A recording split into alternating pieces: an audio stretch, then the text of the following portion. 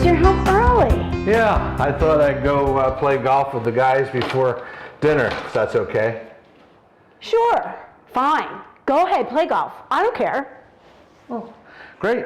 She said I could play. See you later, hon. Welcome back to Fan the Flame Dates.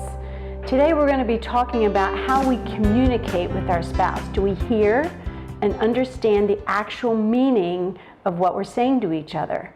We find that as we work with couples, that's one of their biggest handicaps, their inability to communicate. That's what causes tensions in marriage. So we're going to attempt today to share with you some ways that we found that help us communicate so we get the fact and the feeling and all that's involved in what we're saying. Right, as you saw in the little opening vignette there that, you know, there's two parts to every message. There's the fact side and the feeling side. And you expressed, you know, I gave you the facts. The words and the fact. Yeah, you gave me a fact that it was okay to go ahead and play golf. But the real message was in the feeling. You bet. Was the body language, tone of voice, and all that. So every message has two parts. There's a fact side and a feeling side. And matter of fact, what's important for us to understand is only 7% of the message that we receive are the words that are actually spoken. 93% of the message come packaged in the nonverbals, the body language and the tone of voice. Yeah, that's it. You got it. So 55% is body language, 38% is tone of voice. So the majority of the message is coming through the nonverbal channel. Only 7% is coming through the verbal channel. So when we think of listening, we think simply of listening to the words. And we as men, guys, we're guilty of this. We communicate fact to fact. But the ladies in our lives, the children in our lives, they communicate heart to heart, feeling to feeling. So it's important for us to learn how to unpack the fact side and the feeling side. And what makes that possible is a little skill called reflective listening. Some people call it active listening. But we need to listen with our eyes, our ears, our brain, and our heart. So as we saw in our little vignette, when I came in with the golf clubs and you came to meet me and I said that I was going to go play golf, your words said, sure, fine, go ahead, play golf, I don't care. Now if I'm just listening to the words, which is what I did, I said, oh great, she wants me to go ahead and play golf. I was not listening with my eyes and my heart. You didn't understand my sarcasm? No, I missed your sarcasm and the negative body language. So my facts weren't really facts, were they? Yeah, you, in fairness to me, you sent a mixed message. I did. Your words belied your actions, and that's important when we're communicating. We want to make sure that our words and our nonverbals add up to make an equal message. Otherwise, we could get a little confusion, like I was confused in that first scenario there, the opening scenario of playing golf. Now that was a little exaggerated, but in real life, if it's toned down a little bit, the guys or the girls may not be able to pick up what you're really saying. So what you're saying needs to match what you're feeling as well. Mm-hmm.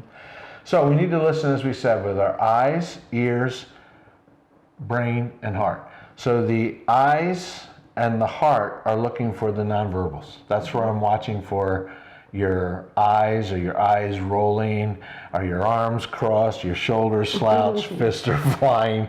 You know, I'm paying attention to the nonverbals. I'm also listening with my ears and heart to the tone of voice. Is it sarcasm, is it anger, or is it sincere? All right, so my brain and all the parts are working there. My brain and my ears are also listening to the words and the facts, and I'm trying to put them together. Do the facts and the words line up? That's called reflective listening.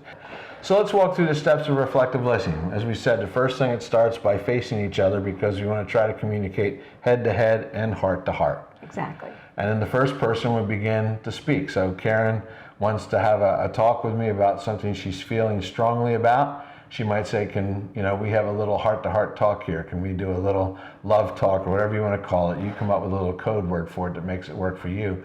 But what that says is you're going to stop what you're doing, you're going to pay attention to each other, and you're going to begin to actively listen, do some reflective listening. Now when I tell you something, when I tell Bruce something, he's going to say, this is what I heard you say, And this is how I think you feel about it. Is that what the message is? Not in a condescending way, but just the ability to understand. Did I understand you correctly? Right, and Karen's going to feel validated there, that she's been heard and understood. Hopefully she's going to appreciate the fact that I'm trying to understand what it is she's communicating. Exactly. I'm not assuming anything. I'm not attacking her. I'm just truly listening. Reflective listening means I'm trying to understand the fact and the feeling. Doesn't mean I agree with it. Doesn't mean I'm not going to come back with a rebuttal. It just means that I'm not going to rebuttal until I fully understand what it is that she's communicating. Oftentimes when I'm talking to couples and they're trying to have a love talk together, and one's trying to speak and share what they would like to see happen, I ask the other one what they heard them say. And it's oftentimes very different. They have no idea what their mate was actually trying to communicate to them. So this is why it helps so much to be able to say back what you think you've heard, say back what they think you mean, and then be able to come to a conclusion and effectively communicate rather than assume what you think you heard. So now that we've heard how reflective listening should work, let's go back to our opening vignette and see how we could have done something a little bit differently, maybe listened a little bit better.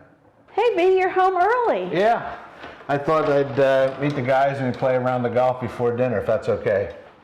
Sure, fine. Go ahead, play golf. I don't care. Well, wait a minute. I sense that you aren't real excited about me playing golf. Well, actually, we talked about going kayaking earlier in the week, so I was hoping that's what we could do. Okay, well, I'll call the guys and tell them I can't make it, and we'll get the kayaks out instead. So our challenge for you on this date is to stop the video now and get involved in the knee-to-knee, nose-to-nose conversations. And you're going to talk to each other about how well or how poorly you're doing reflective listening. So get in a position where you can sit, see each other, talk, and begin to reflect back. This is what I think I heard you say, and this is how I think you feel about it. Is that correct? Have some fun, and we'll see you next time on FanToFlameDates.com.